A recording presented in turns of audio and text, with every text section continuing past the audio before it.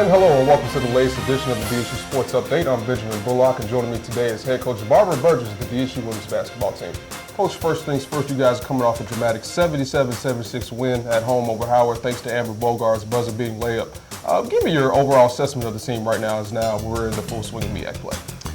I think we've turned the corners on so many different levels, just buying into what we are trying to get them to believe in, and that's just working hard, giving up, play every play, just changing the culture, I think, is what they have started to buy into.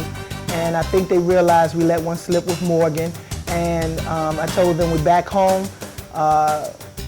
We can evenly match with anybody in the MEAC because, as you know, MEAC is up and down. Everybody's beating everybody. And I said, you just got to fight and continue to fight. One thing I've been stressing is that we got to win every quarter. And I think we won all except one, and we tied the last quarter. And so they bought into that, and I think all of them, including the returners and the freshmen, because they don't know, is just buying into play with heart, play tough for all 40 minutes.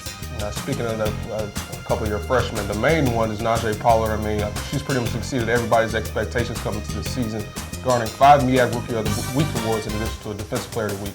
How has she been so consistent throughout the season? I mean, she's third in scoring and she's leading your team in rebounds and blocks. As you know, the MEAC tweeners, I call them, which is either the 4 or the 5 or the 2 or the 3 or the 4, does very well in MEAC. And because she is a tweener, I told her in the beginning of the season, based on the scrimmages, I said, you have a good chance of being Rookie of the Year.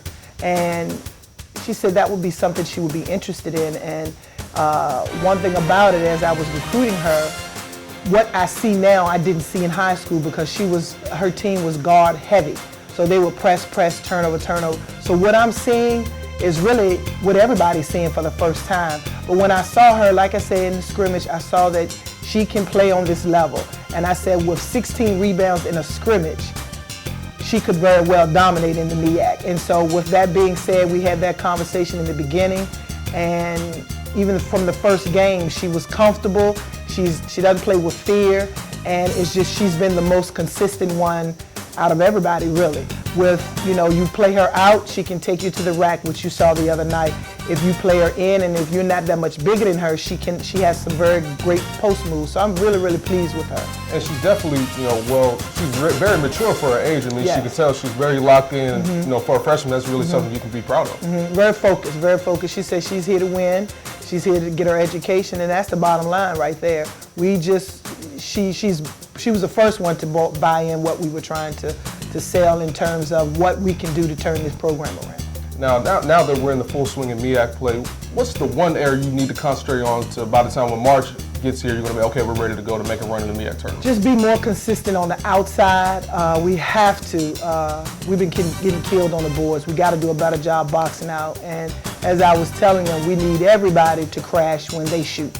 And we didn't really get that the other night, but we got to definitely improve on our boxing out, rebounding, and more consistent on the outside. And I know one person kind of looking to make an upswing is Amber Bogart. She's preseason on MEAC selection. What's it going to take for her to kind of get going and stay consistent throughout the rest of the season? I think Amber realizes now that she has to play hard while she's out there. You can't take plays off. And I keep telling her, like I tell Najee, it's hard to stop tweeners.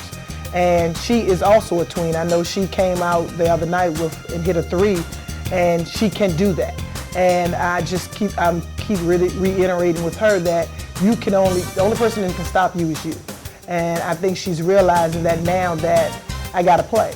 This is it. It's no tomorrow. We're not playing Howard anymore here.